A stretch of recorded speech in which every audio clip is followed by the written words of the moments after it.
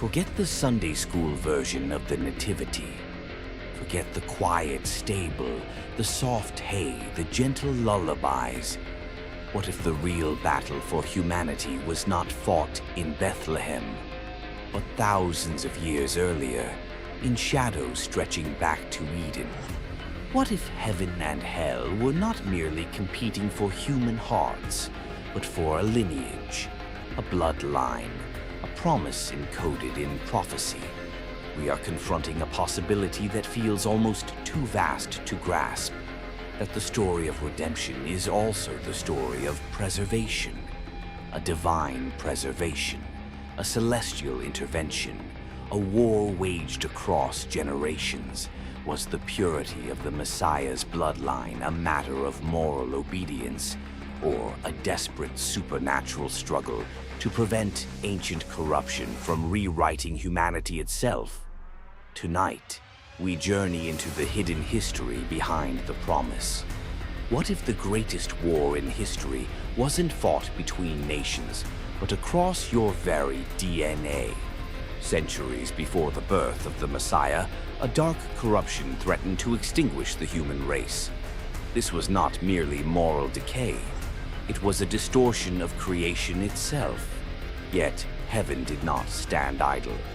We uncovered the secret history of angelic sentinels, watchers assigned not only to guide humanity, but to guard a sacred line that would one day carry the Redeemer. Eden, the beginning of the promise. The Garden of Eden shimmered with life. Light danced across rivers that split into 4 directions. Trees bowed under the weight of fruit untouched by decay. And at the center stood humanity, Adam and Eve, unbroken reflections of divine intention. But Eden was more than paradise. It was a launching point. The serpent's deception shattered innocence, yet in the midst of judgment, God spoke a declaration that echoed across eternity. In Book of Genesis 3:15, a prophecy emerged. The seed of the woman would crush the serpent's head. It was the first whisper of the Messiah, and with that whisper came war.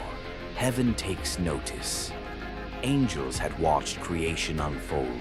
They witnessed stars ignite, oceans gather, and humanity breathe its first breath. But now they saw something new, a divine strategy unfolding through time. The promise of a Redeemer meant history would revolve around a single future birth. And if heaven understood the prophecy, hell certainly did too. From that moment forward, the battleground shifted. The enemy's objective was clear. If the promised seed could be corrupted, delayed, or destroyed, redemption itself might be prevented. The first fracture, Cain and Abel, embodied the first divergence of human response to God. Abel's offering carried faith. Cain's offering carried pride. When Abel's blood touched the ground, the tragedy revealed how quickly violence could threaten the promise. Yet God preserved hope through Seth, a child born into grief, but destined to continue the lineage of worship. Scripture records that through Seth's line, people began calling upon the name of the Lord. Heaven marked that line as significant. The question of corruption, the question and mystery style. How did the lineage of the Promised One survive an era of Nephilim giants and supernatural shadows? Humanity multiplied rapidly, but moral darkness deepened. Violence became common. Power defined righteousness. Then came the enigmatic passage of Book of Genesis 6, describing the sons of God taking wives from human women, producing giants of renown. Interpretations vary, yet the text's tone is unmistakable. Creation itself was being distorted. The earth became saturated with corruption. If the promise of redemption required a human Messiah, the corruption of humanity threatened that promise. Noah, the preserved line. Amid universal darkness, one family stood apart. Noah was described as righteous in his generation, but righteousness alone does not explain why his story matters so profoundly. Noah represented continuity, a preserved line, a bridge between the world before corruption and the world after judgment. The ark became more than survival. It became preservation of destiny. As rain fell and oceans rose, angels guarded a floating covenant. Inside wood and pitch rested the future of humanity's hope. The flood as reset. The flood was devastating, yet purposeful. It cleansed violence and halted unchecked corruption. But most importantly, it protected the possibility of redemption. When Noah stepped onto dry ground, the covenant continued. The lineage remained intact. Heaven's watch had not failed. Babel and strategic scattering human unity returned quickly, not in worship, but in ambition. The Tower of Babel symbolized humanity's attempt to transcend divine authority. God scattered the nations, confusing languages and dispersing people across the earth. But scattering served another function.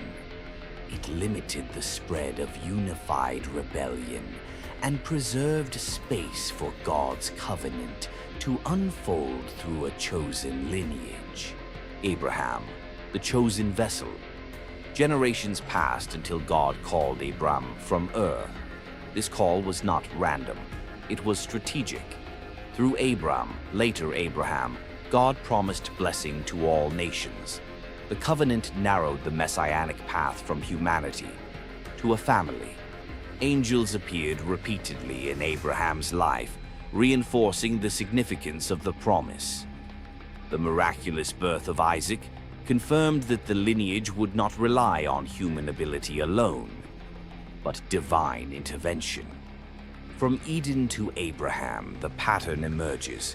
Promise declared, corruption attempted, heaven intervened, lineage preserved. The story of redemption is inseparable from the story of protection, and this is only the beginning, because the bloodline would face famine, slavery, exile, massacre, and empire, each crisis threatening to extinguish the promise. Yet angels would remain watchful, history would remain guided, and the seed would continue forward. When promise enters oppression, the covenant given to Abraham was radiant with hope, a land, a nation, a blessing to the entire world. Yet divine promises rarely unfold without resistance. As Abraham's descendants multiplied, the sacred lineage entered a chapter defined not by freedom, but by chains. The stage shifted from pastoral tents to imperial palaces, from wandering shepherds to enslaved laborers. And beneath political oppression lurked something deeper, a strategic attempt to extinguish the promise before it could mature. Joseph, betrayal as preservation. The path to Egypt began with betrayal. Joseph, the favored son of Jacob, carried dreams of elevation that provoked jealousy among his brothers.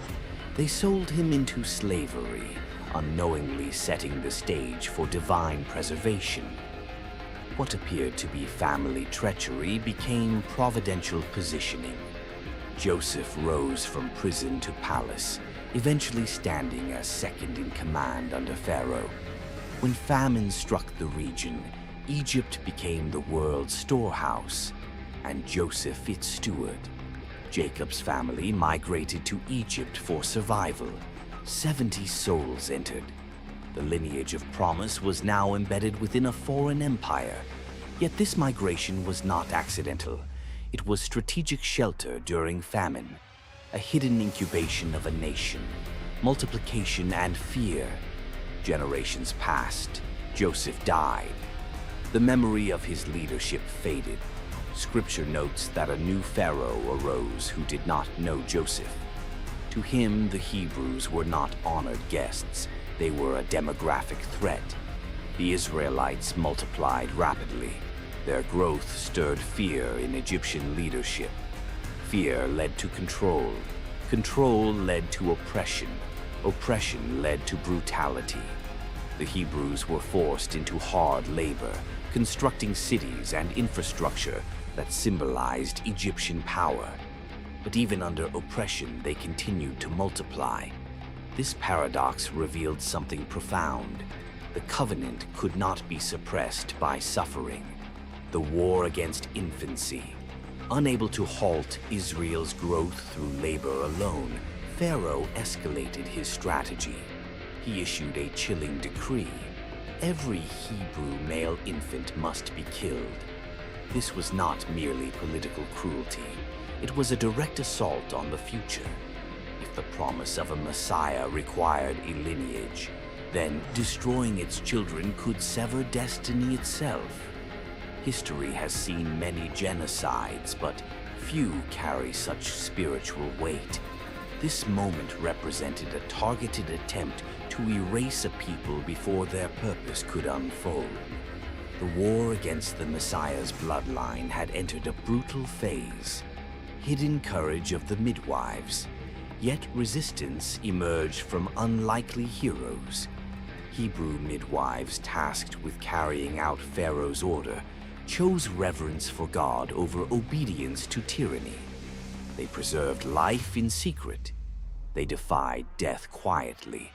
Their courage demonstrates that divine preservation often operates through human obedience. Heaven does not always intervene with spectacle. Sometimes it moves through conscience. Because of their faithfulness, families survived. And among those spared infants was a child whose destiny would reshape history. A child hidden against death. A Levite couple welcomed a son during the height of Pharaoh's decree. For 3 months they hid him, shielding his cries from danger. But secrecy could not last forever. In an act of desperate faith, the mother placed the child in a basket coated with pitch and set him among the reeds of the Nile. The imagery echoes Noah's Ark, another vessel of preservation floating on water amid threat. Once again, water carried promise rather than destruction. The palace paradox. Pharaoh's daughter discovered the child. Moved by compassion, she adopted him, raising a Hebrew infant within the very household that sought his destruction. The irony is staggering. The empire that attempted genocide unknowingly nurtured its future liberator. The child was named Moses. His life embodied paradox. Hebrew by birth, Egyptian by upbringing, chosen by divine God. Preparation in exile. Moses' early life granted him education, privilege, and insight into Egyptian power structures, yet his identity crisis surfaced when he witnessed the oppression of his people. In an impulsive act, he killed an Egyptian taskmaster and fled into the wilderness. Exile became preparation. The desert became classroom. For 40 years, Moses shepherded flocks, unaware that he was being shaped to shepherd a nation. Sometimes divine preservation includes delay. The promise may be safe, yet its fulfillment requires formation. The burning bush. Heaven speaks again. One ordinary day in the wilderness, Moses encountered the extraordinary. A bush burned without being consumed. From within the flame, God called his name. This moment marked the re-entry of overt divine intervention in the narrative of preservation. God declared awareness of Israel's suffering and revealed a plan of deliverance. Moses, once hidden from death as an infant, was now commissioned to confront the empire that sought his life. The preserved child became the instrument of preservation for an entire people. Confrontation with Pharaoh Moses returned to Egypt alongside his brother Aaron, delivering God's demand, "Let my people go." Pharaoh's refusal initiated a series of plagues that dismantled Egypt's perceived supremacy. Each plague demonstrated divine authority over Egyptian gods, nature, and power. This confrontation was more than political liberation. It was a spiritual contest. If Israel remained enslaved indefinitely, the covenant would stagnate. Freedom was necessary for destiny to advance. The Passover, protection through blood. The final plague introduced a symbol that foreshadowed the Messiah himself. Israelite families were instructed to mark their doorposts with lamb's blood. Death would pass over homes under that covering. The Passover established a pattern: deliverance through sacrifice, protection through blood. Centuries later, this symbolism would find fulfillment in the Messiah, the ultimate lamb whose sacrifice secures eternal redemption. But in that moment, Passover preserved life and propelled Israel toward freedom. The Exodus, liberation of the lineage. Pharaoh relented. Israel departed Egypt, beginning a journey that would define their identity. Yet even liberation faced immediate opposition. Pharaoh pursued them to the Red Sea, trapping the Israelites between water and armies. At the edge of impossibility, God parted the sea. Israel crossed. Egypt's forces were defeated. The lineage of promise emerged from slavery intact, a nation preserved against annihilation. Egypt represents one of the greatest threats to the messianic bloodline. Infanticide targeted the future slavery. Suppressed identity empire resisted liberation, yet divine preservation operated through unexpected means. Midwives' courage, a mother's desperate faith, a princess's compassion, a shepherd's calling, a lamb's blood. The Messiah's lineage survived not by accident, but through layered intervention. And still, the journey was far from over, because freedom would lead to wilderness. Wilderness would lead to covenant. Covenant would lead to kingdom. And at every stage, the promise would face new threats. Freedom is not the end of the war. The Red Sea had closed behind Israel. Chains were broken. Egypt's armies were gone. Yet liberation did not end the conflict surrounding the promised lineage. It merely changed its form. In Egypt, the threat had been external oppression. In the wilderness, the threat became internal erosion. Because if the Messiah's bloodline was to bring redemption to the world, Israel needed more than survival. They needed identity. They needed covenant. They needed holiness. And the wilderness would test whether a preserved people could become a prepared people. The wilderness as crucible. The desert stretched endlessly, sand, stone, and silence. For a generation raised in slavery, the wilderness was disorienting. There were no familiar structures, no predictable systems, and no visible roadmap to the future. Yet the wilderness was not punishment alone. It was transformation. God led Israel with a pillar of cloud by day and fire by night, visible reminders that heaven was actively guiding the preserved lineage. Every step through barren terrain reinforced a deeper truth. God was not only rescuing a people, He was shaping a nation capable of carrying promise. Freedom quickly encountered discomfort. Water ran out, food dwindled, fear grew louder than faith. The people longed for Egypt, not because slavery was good, but because uncertainty felt worse. Complaints filled the camp, revealing how quickly rescued hearts can drift back toward captivity. Yet heaven responded with provision. Manna fell from the sky like dew, transformed into bread. Water flowed from rock in defiance of desert logic. Each miracle reminded Israel that survival did not depend on Egypt's systems, but on divine faithfulness. Preservation continued, not only of bodies, but of belief. Covenant established. The journey led to Mount Sinai, where thunder, lightning, and cloud engulfed the mountain. Here, the narrative of preservation reached a pivotal moment. God was not merely protecting a lineage, he was formalizing relationship with it. Through Moses, God delivered the law, shaping Israel into a covenant community. The commandments defined moral boundaries, communal identity, and spiritual distinctiveness. If the Messiah was to emerge from Israel, Israel had to remain set apart. Covenant became a protective boundary around the bloodline, yet covenant faced immediate violation. While Moses communed with God on the mountain, the people grew impatient. They crafted a golden calf, redirecting worship toward a visible idol. This moment nearly shattered the narrative. Idolatry threatened to sever covenant relationship and derail the lineage's destiny. Moses' intercession became crucial. Standing between divine justice and human rebellion, he pleaded for mercy. His mediation foreshadowed the ultimate mediator who would one day stand between humanity and God. The bloodline survived, but not without consequence.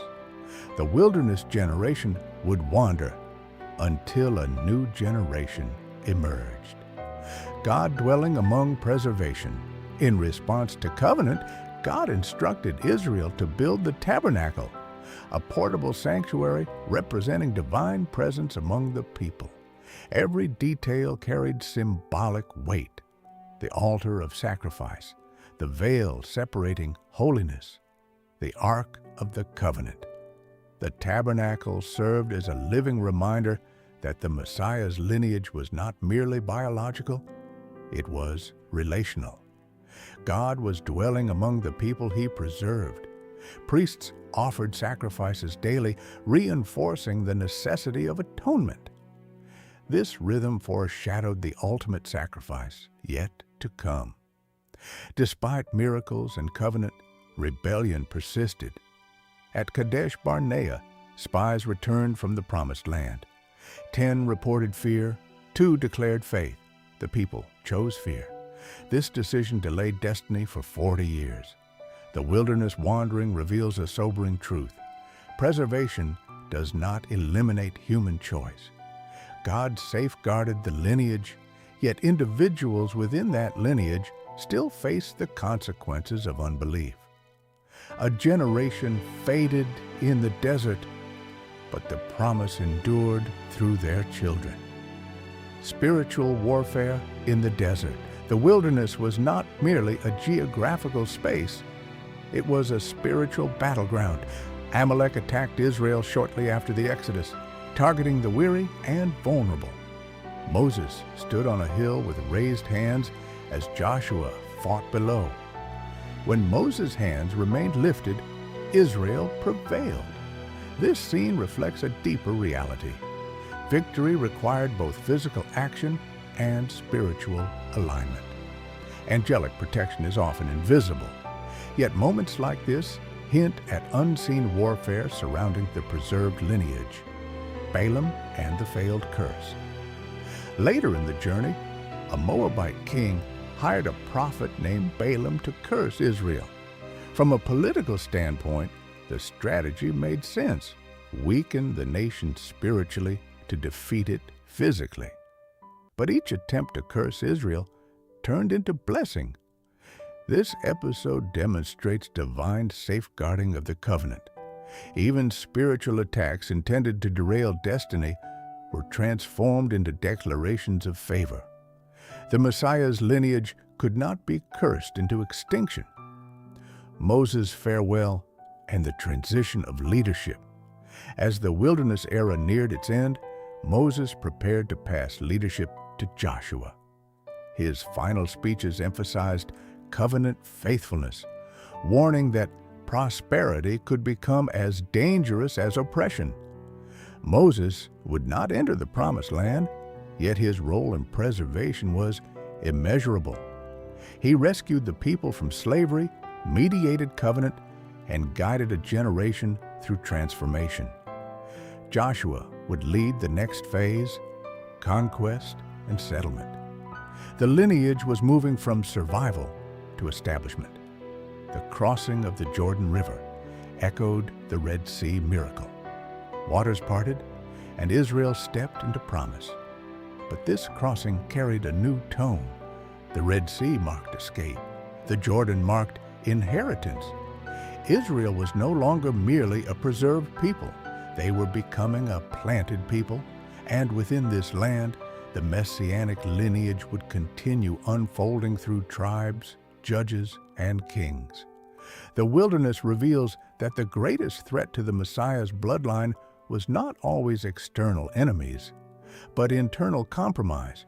Yet preservation continued through provision in scarcity, covenant at Sinai, intercession after rebellion, spiritual protection against curses, leadership transitions guided by God. The lineage emerged from the wilderness, refined, defined, and positioned for the next phase. But new challenges awaited, because the Promised Land would introduce a different danger: assimilation. Foreign cultures, competing gods, and political instability would threaten Israel's distinct identity, and by extension, the lineage carrying redemption. When promise meets instability, Israel had crossed the Jordan. The land promised to Abraham stretched before them: fertile valleys, fortified cities, and ancient cultures rooted in idolatry. The wilderness had tested survival. The Promised Land would test faithfulness, because possession of land did not guarantee preservation of identity. And if Israel lost its distinctiveness, the lineage carrying the Messiah could dissolve into cultural assimilation. The next chapter of history would be defined by instability, a turbulent era where cycles of rebellion threatened the covenant repeatedly. Yet even within chaos, heaven's hand would quietly guide the future toward kingship. A nation without a king.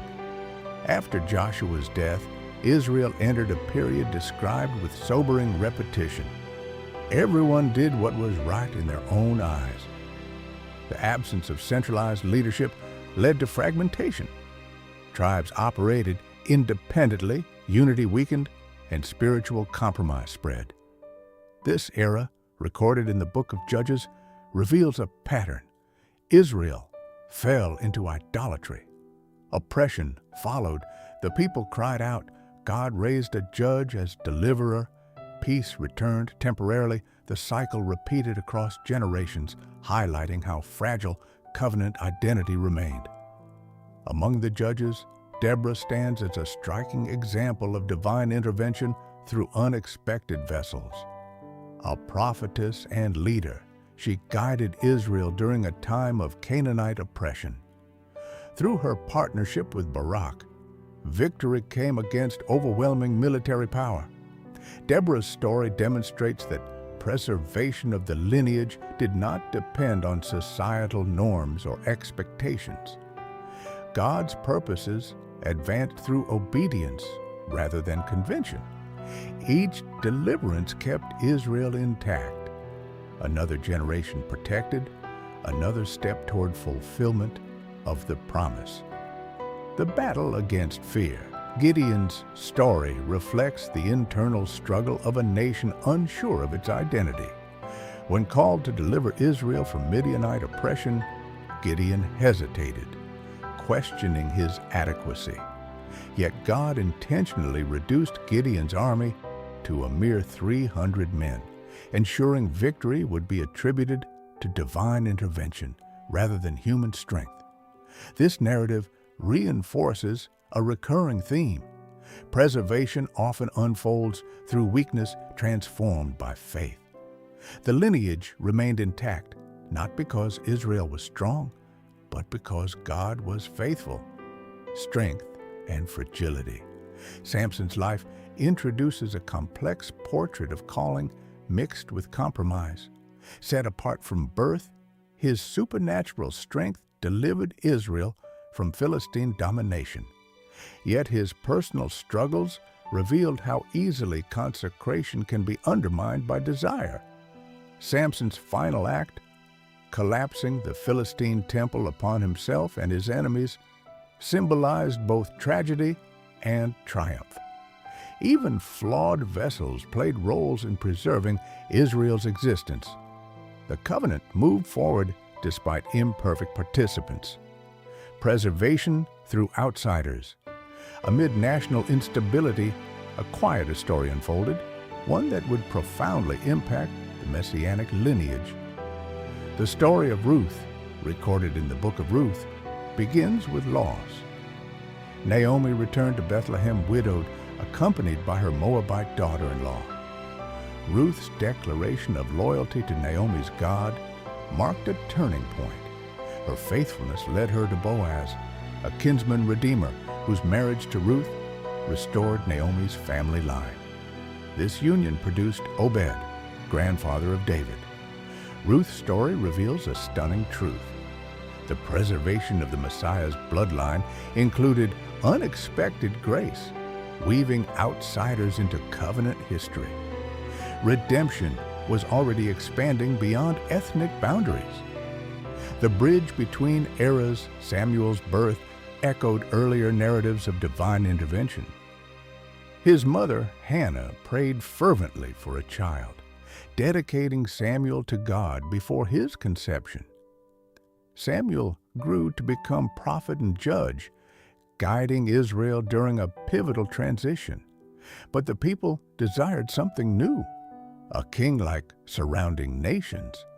Their request reflected both insecurity and aspiration. They sought stability, unity, and visible leadership. God granted their request, knowing kingship would become the channel through which the messianic promise would narrow further. The tragedy of partial obedience. Saul, Israel's first king, embodied potential overshadowed by inconsistency. Chosen for his stature and charisma, he initially led with humility, yet fear and disobedience gradually eroded his calling. Saul's failure illustrates how leadership disconnected from covenant cannot sustain the promise. As Saul's reign declined, God prepared another. Shepherd to King David's story begins in obscurity. A shepherd boy overlooked even by his own family, he was anointed by Samuel in secret. His victory over Goliath introduced him to national prominence, but his journey to kingship was marked by years of pursuit, exile, and testing. David's life reflects paradox: warrior and poet, king and fugitive, sinner and worshiper. Yet, despite his flaws, David possessed a heart aligned with God. This alignment positioned him as the pivotal figure through whom the messianic promise would take royal form. Promise deepens. God's covenant with David marked a defining moment in the preservation narrative. Through the prophet Nathan, God declared that David's throne would be established forever. From his lineage would come an eternal king. The promise of Genesis narrowed again, from humanity to Abraham's family, to Israel, to Judah, to David. The Messiah's bloodline was becoming unmistakably clear. Angelic protection now centered not only on a people, but on a royal house. Threats to the throne. Yet David's reign was not without turmoil.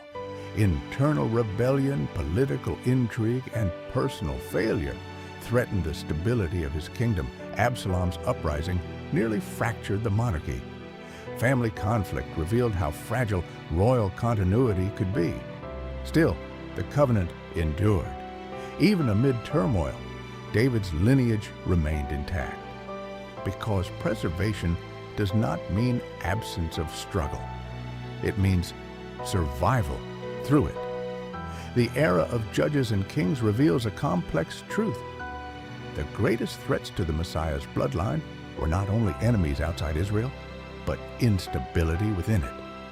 Yet preservation persisted through cycles of deliverance, faithfulness of unexpected individuals, prophetic guidance, the rise of a royal lineage through David. By the end of this era, the promise had shifted from tribal identity to dynastic destiny.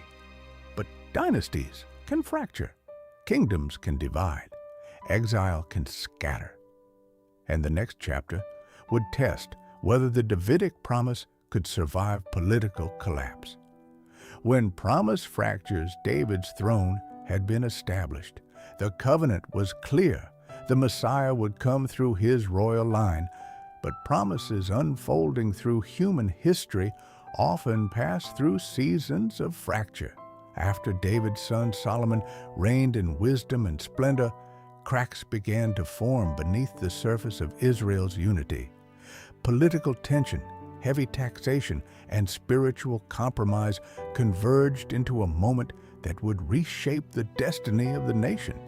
The kingdom divided. What had once been a unified covenant, people split into two entities, Israel in the north, Judah in the south. And with that division came a pressing question. Could the messianic bloodline survive national fragmentation, the split that changed everything? Following Solomon's death, his son Rehoboam ascended the throne.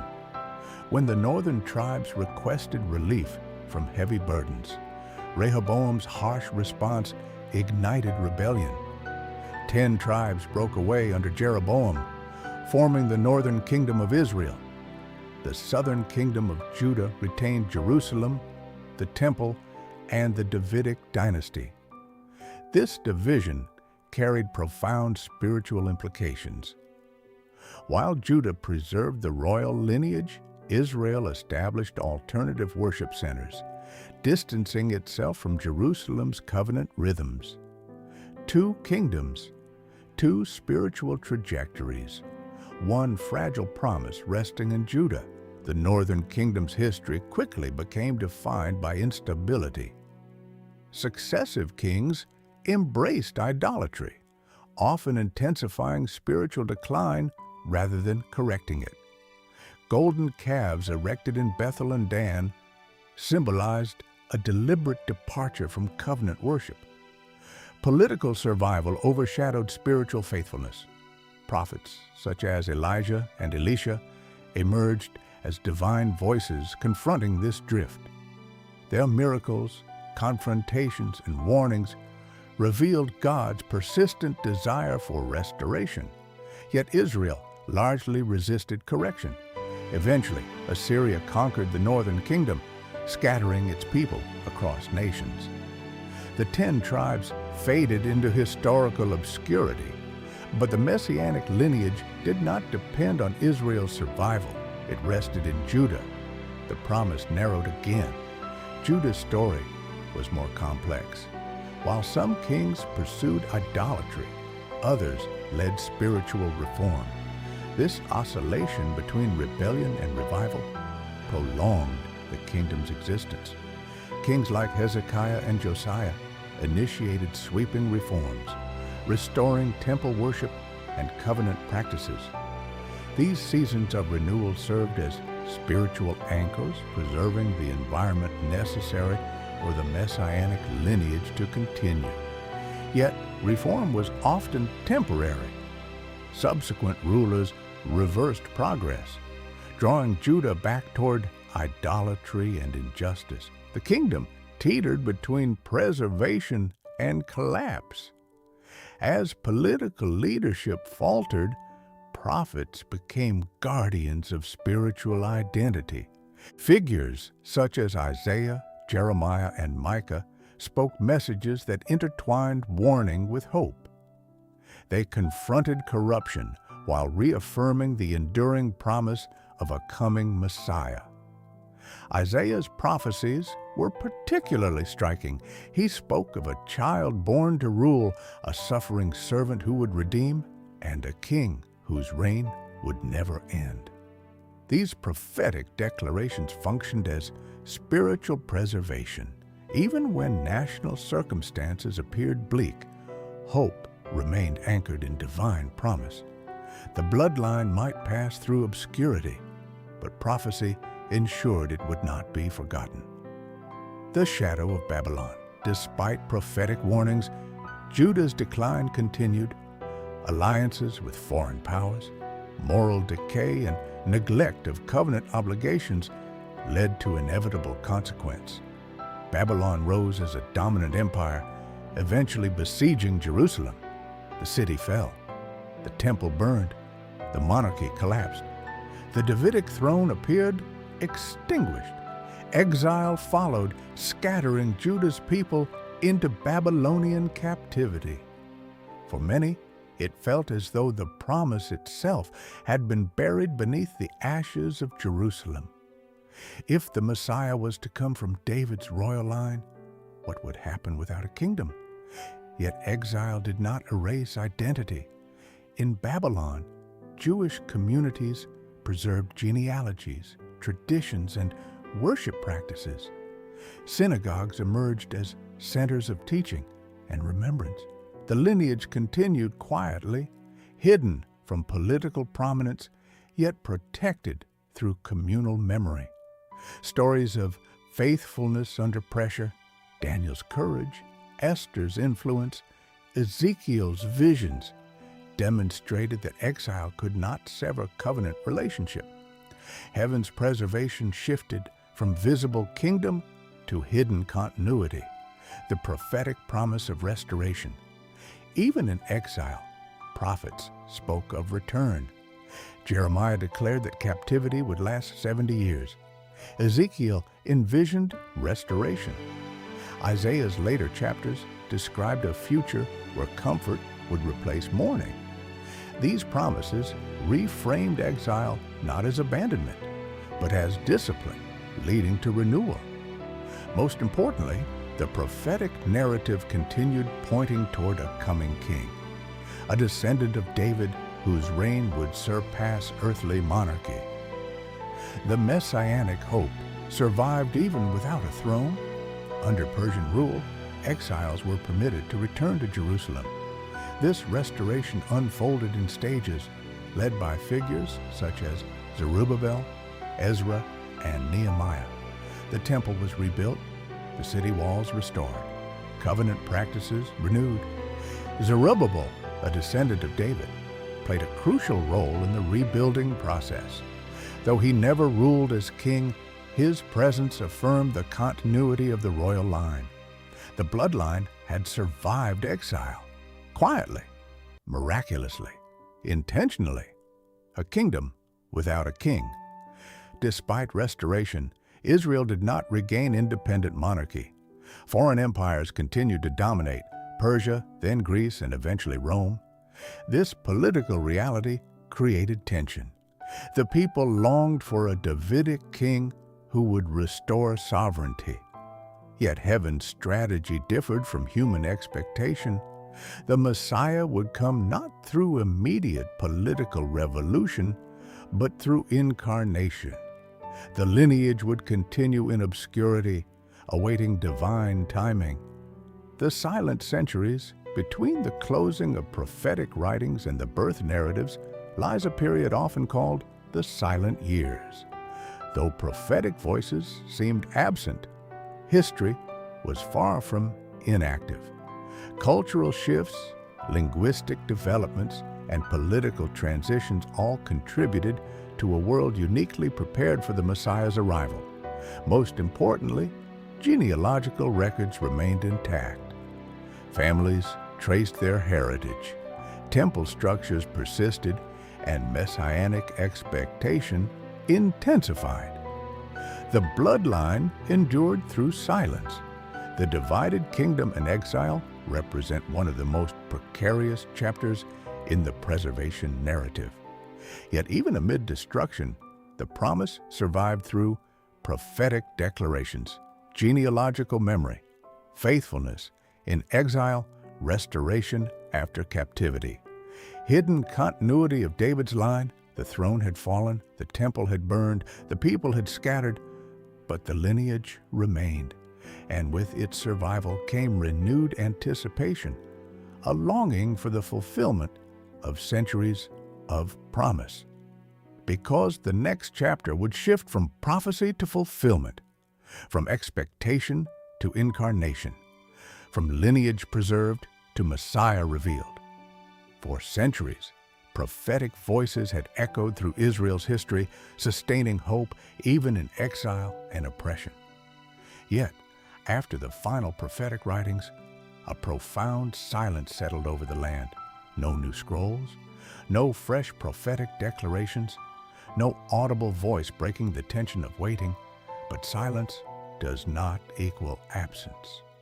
Beneath the quiet surface, history was aligning with divine precision. Empires rose and fell, languages spread, roads were built, cultural intersections multiplied. The world was being prepared not merely politically but spiritually for the arrival of the Messiah. And as expectation reached its peak, heaven began to speak again. The empire of roads and iron. By the 1st century, Rome dominated the known world. Its governance brought both oppression and infrastructure. Roman roads connected distant regions, enabling travel and communication across vast territories. While Israel lived under foreign rule, this imperial network would later facilitate the rapid spread of the Messiah's message. Roman power represented paradox, oppressive authority that unintentionally prepared pathways for redemption. The preserved lineage now lived within a world uniquely positioned for global transformation. Messianic expectation intensifies. Centuries of prophecy had cultivated anticipation. Jewish communities longed for a deliverer who would restore Israel's sovereignty and fulfill covenant promises. Many expected a warrior king like David. Others envisioned a prophetic reformer like Moses. Still others interpreted Isaiah's writings as pointing toward a suffering servant. These diverse expectations created spiritual tension. The Messiah was coming, but the nature of his mission remained mysterious. Within this atmosphere of longing, the lineage quietly continued through ordinary families, hidden from public prominence, yet central to divine purpose. The silence of centuries broke in an unexpected place, the temple in Jerusalem. A priest named Zechariah entered to burn incense, a routine act of worship performed countless times before. Yet this moment would become extraordinary. An angel appeared beside the altar, announcing that Zechariah's barren wife, Elizabeth, would bear a son. This child would prepare the way for the Messiah. The message carried familiar themes: miraculous conception, divine timing, lineage preservation through unexpected birth. Zechariah's doubt resulted in temporary muteness, a symbolic reminder that disbelief cannot halt divine promise, but it may silence human participation in its proclamation. 6 months later, angelic activity intensified. In the quiet village of Nazareth, a young woman named Mary received an encounter that would redefine history. The angel Gabriel announced that she would conceive a son through divine intervention, a child destined to inherit David's throne. Mary's response revealed extraordinary faith. "Let it be to me according to your word." With this declaration, centuries of preservation converged into a single moment of fulfillment. The bloodline had reached its appointed destination. Yet the incarnation introduced a new dimension. The Messiah would not simply descend from David, he would embody both divine initiative and human lineage. Joseph's role in the narrative often unfolds quietly, yet his obedience proved crucial. Upon discovering Mary's pregnancy, Joseph faced confusion and potential scandal. In a dream, an angel reassured him of the divine nature of the child and instructed him to remain with Mary. Joseph's acceptance preserved the legal recognition of Jesus' Davidic lineage. Through Joseph's genealogy, the Messiah inherited rightful claim to the throne. His obedience demonstrates that preservation of promise frequently depends on unsung faithfulness. Mary's visit to Elizabeth created a moment of prophetic joy. Elizabeth's unborn child, later known as John the Baptist, leaped within her womb, recognizing the presence of the Messiah. Two miraculous pregnancies intersected, one preparing the way, one fulfilling the promise. This encounter symbolizes the transition from prophecy to realization. The era of anticipation was giving way to the era of manifestation. A Roman census required Joseph and Mary to travel to Bethlehem, David's ancestral city. Political bureaucracy inadvertently fulfilled prophetic geography. Bethlehem, a small and unassuming town, became the setting for history's most significant birth. This convergence illustrates how divine preservation operates through ordinary circumstances. Empires issue decrees, unaware they are aligning with prophecy. The Messiah would be born in the city of David, just as foretold. The birth itself unfolded in humility. No royal palace, no political ceremony, only a stable, shepherds, and quiet wonder. Yet heaven refused silence. Angels appeared to shepherds in nearby fields, announcing the birth with celestial proclamation. A multitude of heavenly hosts filled the night sky with praise, declaring peace and goodwill. The angelic presence underscored the magnitude of the moment. The lineage preserved across centuries had culminated in incarnation. Redemption had entered history in human form. But as in every stage of preservation, fulfillment attracted opposition. Herod, ruling Judea under Roman authority, perceived the newborn king as a political threat. His paranoia led to a horrific decree: the massacre of male infants in Bethlehem. The war against the bloodline resurfaced with chilling familiarity. Yet angelic intervention returned once more. Joseph received a dream instructing him to flee to Egypt with Mary and the child. This flight preserved the Messiah's life, echoing earlier narratives of refuge and deliverance. Egypt, once a place of slavery, now became sanctuary. After Herod's death, the family returned to Israel, settling again in Nazareth. The Messiah's childhood unfolded in obscurity, ordinary years that concealed extraordinary identity. These hidden years reflect a recurring theme in the preservation narrative. God often protects destiny within humility. The lineage that carried redemption now lived quietly among ordinary people, awaiting the moment when ministry would begin. The birth narratives reveal the culmination of centuries of divine preservation. Prophecy fulfilled through geography and genealogy, angelic intervention guiding key decisions, miraculous conceptions sustaining promise, political threats overcome through divine warning, humble circumstances concealing eternal significance. The Messiah had arrived. The lineage had reached fulfillment. Yet the mission was only beginning, because the purpose of preservation was not merely birth, but redemption. The child in Bethlehem would grow into the Savior who confronts sin, death, and darkness itself. For generations, heaven had safeguarded a lineage. Through famine, exile, empire, and massacre, the promise endured. Now the preserved child had become a man, The hidden years of Nazareth faded into the background as the Messiah stepped into public view. But with revelation came confrontation. The conflict that once targeted ancestry now targeted identity and mission. If the Messiah could not be destroyed before birth, perhaps he could be diverted, discredited, or defeated.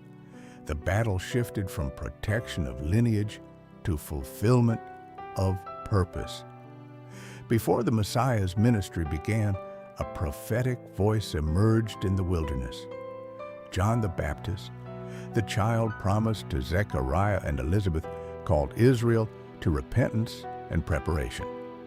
Clothed in simplicity and preaching urgency, John's message echoed ancient prophets while signaling a new era. Crowds gathered along the Jordan River, drawn by his call to renewal. His declaration was clear: the long-awaited one was near. John's ministry represented a bridge, the final prophetic voice before the Messiah's public revelation. When Jesus approached the Jordan for baptism, John hesitated, recognizing the Messiah's holiness. Yet Jesus insisted, identifying fully with humanity's journey. As he emerged from the water, heaven responded. The Spirit descended like a dove. A voice declared divine approval. This moment marked the inauguration of ministry and the unveiling of identity. The Messiah's mission would unfold not through secrecy, but through public demonstration of divine authority and compassion. Immediately following baptism, Jesus entered the wilderness, a symbolic echo of Israel's earlier desert journey. For 40 days he fasted, confronting hunger, isolation, and spiritual testing. The adversary presented temptations aimed at identity, provision, and authority. Each temptation sought to redirect mission, turn stones to bread, prioritize self-preservation over obedience, test divine protection, pursue spectacle over trust, accept worldly power, bypass suffering for immediate rule. Yet Jesus responded with Scripture, reaffirming alignment with God's will. The wilderness victory revealed that the Messiah would not compromise purpose for convenience. Where Israel faltered in the desert, the Messiah prevailed.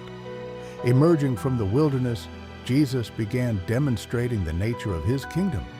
Water turned into wine at a wedding signaled joy restored. Healings revealed compassion, overcoming suffering. Deliverance from oppression displayed authority over darkness. These acts were not mere displays of power. They were signs pointing toward restoration. The Messiah's mission encompassed body, soul, and community. Each miracle reinforced the reality that preservation of lineage had been preparation for redemption of humanity. Jesus gathered followers from diverse backgrounds: fishermen, tax collectors, zealots. This eclectic group reflected the inclusive nature of his mission. Their call was simple yet profound: follow. The disciples became witnesses to teachings and miracles, learning that the kingdom of God transcended political expectations. Their journey would transform them from observers into messengers. The preserved lineage now expanded into a growing community of faith. Through parables and sermons, Jesus redefined righteousness and revealed the heart of God's kingdom. He spoke of humility, mercy, forgiveness, and sacrificial love. He challenged religious formalism while affirming the spirit of the law. The Sermon on the Mount exemplified this teaching, presenting a vision of life rooted in inner transformation rather than external performance. The Messiah's message confronted both legalism and apathy, inviting listeners into authentic relationship with God. As Jesus' influence grew, so did tension with religious leaders. His healings on the Sabbath, Association with marginalized individuals and claims of authority challenged established structures. This conflict revealed a deeper struggle between tradition and revelation. The Messiah's presence disrupted expectations, exposing both genuine devotion and hardened resistance. Opposition intensified, foreshadowing the climactic confrontation that awaited. Miracles multiplied, storms stilled at his command, bread multiplied to feed thousands, demons expelled with authority, the dead raised to life. Each sign pointed toward restoration of creation's original harmony. The Messiah's authority extended over nature, illness, and death, domains fractured since Eden. These acts also intensified public curiosity and political concern. Crowds wondered whether he might lead a revolution. Leaders feared instability. The kingdom was advancing, but not in the manner many expected. A pivotal moment arrived when Jesus asked his disciples, "Who do you say that I am?" Peter's declaration identified him as the Messiah, the Son of the living God. This confession marked a turning point from exploration to recognition. Yet immediately after, Jesus spoke of suffering, rejection, and death. The disciples struggled to reconcile messianic expectation with sacrificial destiny. This tension revealed the heart of the mission. The Messiah came not merely to reign, but to redeem. On a mountain, Jesus' appearance transformed, radiating divine glory before Peter, James, and John. Moses and Elijah appeared, symbolizing the law and the prophets converging in the Messiah. This moment affirmed continuity between covenant history and present fulfillment. The preserved lineage, prophetic promises, and divine purpose all converged in the person of Jesus. Yet the vision was temporary. The disciples descended the mountain, returning to a world still marked by suffering and misunderstanding. Glory would give way to sacrifice. The Messiah's ministry reveals the transition from preservation to proclamation. The lineage protected across centuries now manifested in teachings, miracles, and relationships that transformed lives. Yet with increasing revelation came increasing resistance. Spiritual confrontation intensified, and the path toward the cross became clearer. The battle was no longer about preventing birth, but about preventing redemption. And the final chapters of the story would unfold in Jerusalem, where destiny, prophecy, and opposition converged. For centuries, heaven had guarded a lineage. Angels stood watch over patriarchs. Dreams redirected kings. Empires unknowingly carried divine purposes forward. Infants survived massacres. A carpenter's household fled across borders under celestial warning. All of it pointed here, because preservation without fulfillment would be tragedy. Protection without redemption would be incomplete. The Messiah had been born. He had taught, healed, confronted darkness, and revealed the heart of the kingdom. Now the story moved toward its most paradoxical moment. The Messiah would not be destroyed by accident. He would surrender by design. Opposition had grown steadily throughout the ministry of Jesus. Religious leaders felt threatened, political authorities watched cautiously, and crowds oscillated between adoration and confusion. But the greatest danger would arise from proximity. Judas Iscariot, one of the 12, carried within him a quiet fracture. Disillusionment, expectation unmet, and unseen spiritual influence created fertile ground for betrayal. The adversary, unable to prevent birth or derail ministry, now sought to weaponize intimacy. Betrayal is most devastating when it emerges from trust. And so the plot began not in the halls of power, but within the circle of disciples. During Passover, Jesus gathered with his disciples to share a final meal. The timing was deliberate. The festival that commemorated Israel's deliverance from Egypt would now frame a deeper deliverance. Bread was broken, a cup was lifted, but the meaning shifted. This is my body. This is my blood of the covenant. The preserved bloodline now spoke of poured out blood, not as loss, but as sacrifice. The Exodus had freed a nation from slavery. The cross would address the deeper bondage of sin and separation. Even as sacred symbolism unfolded, the shadow of betrayal lingered at the table. In the Garden of Gethsemane, the Messiah faced the emotional and spiritual weight of what lay ahead. Prayer became agonizing, revealing the full humanity of the one who would bear divine purpose. The struggle was not fear of death alone. It was the anticipation of separation, suffering, and the crushing burden of humanity's brokenness placed upon him. Yet surrender prevailed. Not my will, but yours. The victory of Gethsemane was quiet, unseen by crowds, but decisive.